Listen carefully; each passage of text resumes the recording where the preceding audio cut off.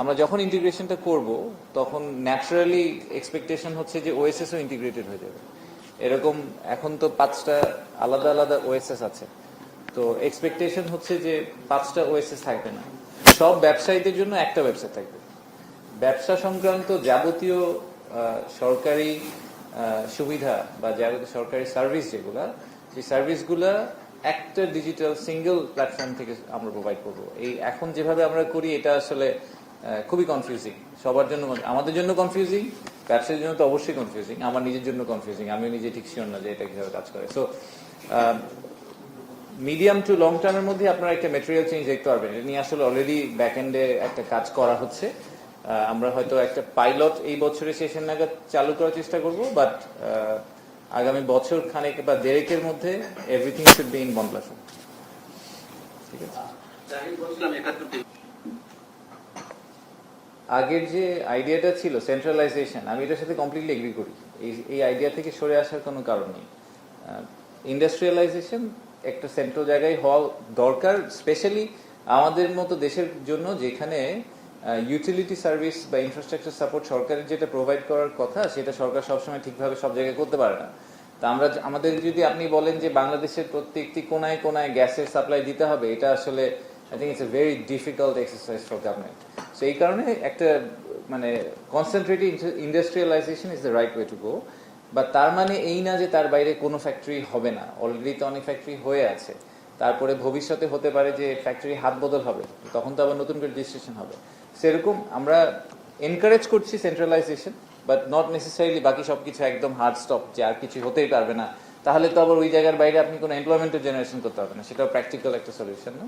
So সেটা হচ্ছে আমাদের কারেন্ট পজিশন। সো এই প্রসেসটা তো চলতেই থাকবে, এটা একটা অর্গানিক প্রসেস। আমার ধারণা সারা দেশেই কিছু না কিছু ফ্যাক্টরি হবে, but large scale industrialisation most likely economic zone বা এক্সপোর্ট প্রসেসিং জোনের ভিতরে হওয়ার সম্ভাবনা সবচেয়ে বেশি দেখছি আমরা।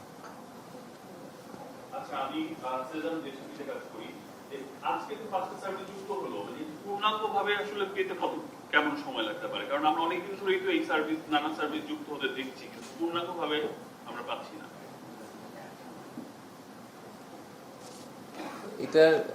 এটা জবাব দেওয়া লটারি জিতে একই কথা। I think it's a very difficult question to answer. আপনি যদি দেখেন শুরু হয়েছে প্রায় আজকে থেকে 6-7 বছর আগে, 6-7 বছর পার হয়েও আমরা মাত্র 142টা সার্ভিস যোগ করতে পেরেছি।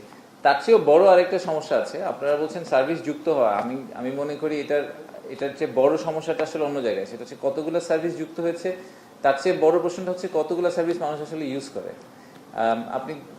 আমরা তো এখন ডেটা পাবলিক করে দিয়েছি, আপনারা ওয়েবসাইটে ঢুকে দেখতে পারেন এমনিতে নিজেরাও, বা দেখবেন যে বিডার নিজস্ব সার্ভিস যেগুলো, ধরেন আমরা বিডার থেকে যে সার্ভিসগুলো প্রোভাইড করি, এইটা টোটাল সার্ভিসের প্রায় 90+% হচ্ছে ওগুলাই। সো বিডার ওএসএস পোর্টাল থেকে কিন্তু মানুষজন ট্রেড লাইসেন্স নিচ্ছে না।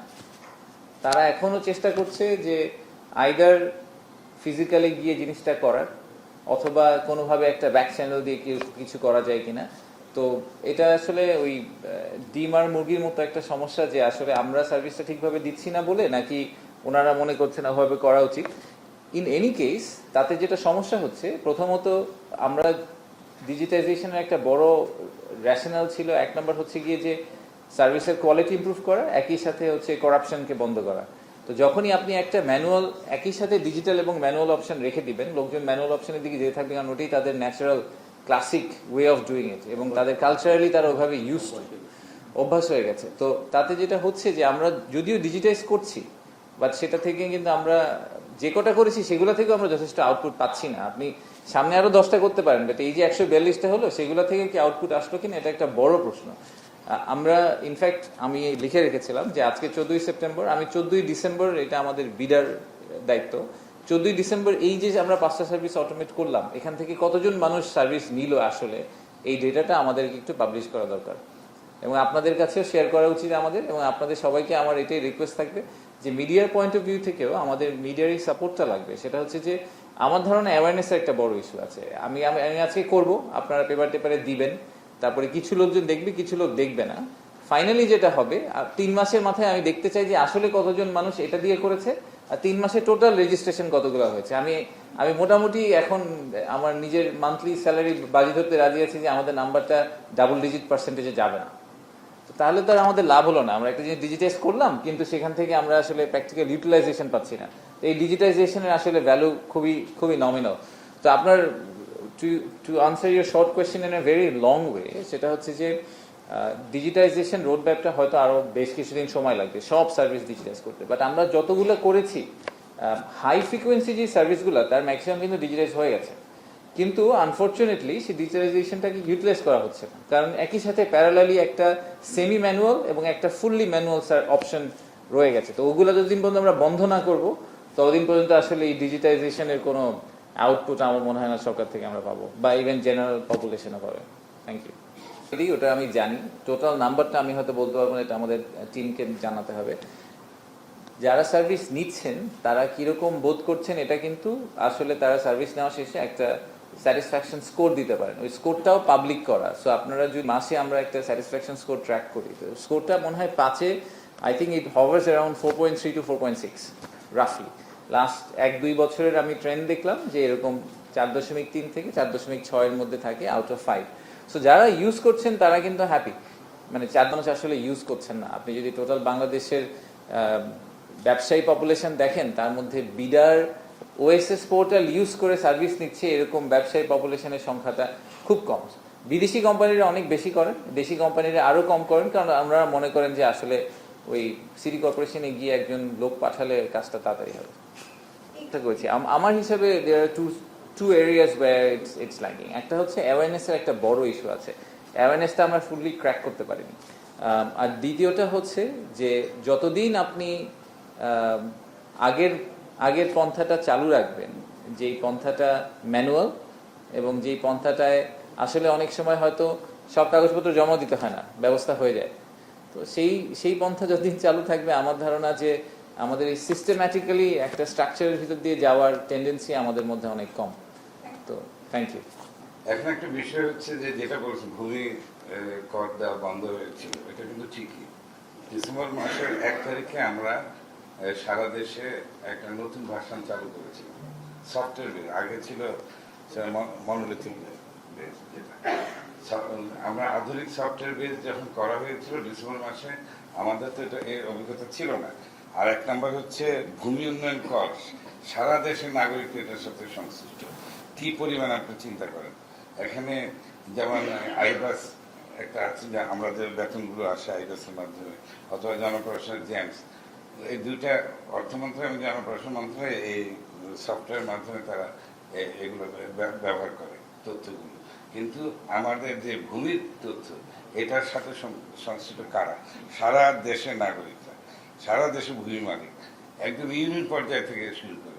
তো সেখানে আমরা ডিসেম্বর মাসে আমাদের একটা অভিজ্ঞতা ছিল, আমাদের যে এতগুলো ডাটা যখন আমরা করতে গেছি, তখন আমাদের 4টা সার্ভারের মধ্যে আমাদের এটা আমাদের একটা না আইসিটির ব্যাপার ছিল।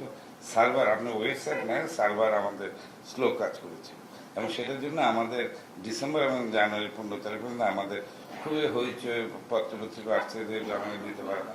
কিন্তু এই অনলাইন করার ফলে এই বছর হাইয়েস্ট আমাদের ইয়ে হয়েছে। ডিসেম্বর জানুয়ারিতে আমরা ভূমি উন্নয়ন কর নিতে পারিনি, তারপরেও এবছর 1154 কোটি টাকা আদায় হয়েছে ভূমি উন্নয়ন কর। আরো আমরা তো এতটা যদি মানে এটা সম্ভব হয়েছে এই ডিজিটাইজেশনের ফলে, মানুষ ঘরে বসে দিতে পারছে, বিভিন্নভাবে দিতে পারছে।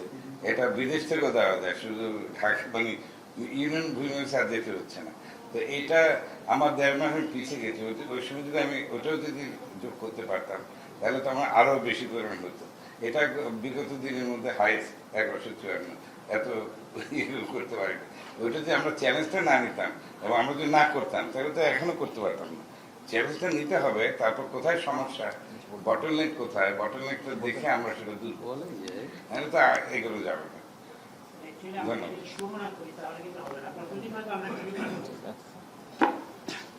আমার মনে হয় 2টা পদ্ধতি থাকলে পরে সহজটাই ধর ম্যানুয়ালটা নিয়ে নেবে। এটা আমরাও যে আমার সাবজেস্ট বললো যে এটা আমরা সময় দিতে পারি, 3 মাস হতে অ্যাওয়ারনেসের যেটা দিতে পারি। আর এটা তো শুধু বিজনেসের জন্য যেটা নেবে সেটার ক্ষেত্রে হচ্ছে, তাই না? আমাদের ব্যাপক হারে পাবলিসিটি করতে হবে, লোককে বোঝাইতে হবে এবং একটু সময় দিতে হবে যাতে সমস্যা না হয়। তারপরে একটা সিস্টেম চালু করতে গেলে অনেক সমস্যা হবে, এই সমস্যা হবে, একটা চ্যালেঞ্জ দিয়ে কাজ করতে হবে। না হলে কিন্তু আমরা আগাইতে পারবো না। হ্যাঁ, এটা যদি আমরা লেন্দি করি তাহলে কিন্তু এর গতি থাকবে না, গতি হারিয়ে যাবে। ওই যে একদম বললো যে 1 বছর পর কত চেঞ্জ আসবে, ঠিক আছে, এগুলো কেউ মনে রাখবে? হবে না। আমরা কেউ থাকবো এখানে, তার নিশ্চয়তা আছে? তাই এর জন্য যেমন ইনকাম ট্যাক্স এখন কিন্তু রিটার্ন কিন্তু এখন অনলাইনে দিতে হচ্ছে। খাজনা দাখিলা কিছুদিন দুর্ভোগের পরও কিন্তু ভালো হচ্ছে, খাজনা ইনকামটা ভালো হচ্ছে। এখন সিস্টেমে বাধা বিপত্তি আসবে, এটা ওভারকাম করতে হবে। এই চ্যালেঞ্জ না নিলে আমরা সামনে আগাইতে পারবো না। আমরা আগে থেকে দেখি সেই সমস্যায় তার সলভ করা কীভাবে যায় সেটা আমরা চেষ্টা করবো। জি, নাহলে পিছিয়ে এই যে যুদ্ধগুলোর ভয় পেলে হবে না। আমি থ্যাংক ইউ। আমার মনে হয় আচ্ছা, তো আপনাদের ফিডব্যাকটা যদি আমরা নেইও, তাহলে আমার প্রথমত একটা কিন্তু মিসকনসেপশন আছে যে এই সার্ভিস নিতে হলে বিদায় আসতে হবে। বিদায় আসার কোনো দরকার নেই। This is a web portal. বিদার সাথে কোনো কথাই বলা দরকার নেই। এই জায়গাটা মানে ফিজিক্যালি আসা তো দূরে থাক, আমরা আসলে এখানে ওয়ান স্টপ সার্ভিসের ইয়েও বন্ধ করে দিচ্ছি, হেল্প ডেস্কও বন্ধ করে দেওয়ার কথা চিন্তা করছি। কারণ প্র্যাকটিক্যালি দি এক্সপেকটেশন ইজ আপনি ঘরে বসে করবেন। আপনার যদি এই বিল্ডিং পর্যন্ত আসতে হয় তাহলে আমরা অলরেডি ফেল। আমি এক্সপেক্টই করি না যে কোনো বিজনেস এই বিল্ডিং পর্যন্ত আসবে, তারা ফুল সার্ভিস ঘরে বসে নেবে। That is the expectation. ঠিক আছে, আপনারা যদি এক্সটেনশন চান তাহলে আমরা এখান থেকে 3 মাস নেই, 16ই ডিসেম্বর। ঠিক আছে, বিজয় দিবসে আমরা এটা ক্লোজ করে দেবো, তারপরে আর কোনো কিছু ম্যানুয়ালি হবে না। ঠিক আছে, এটা যদি আপনারা okay, let's do that. Okay, thank you.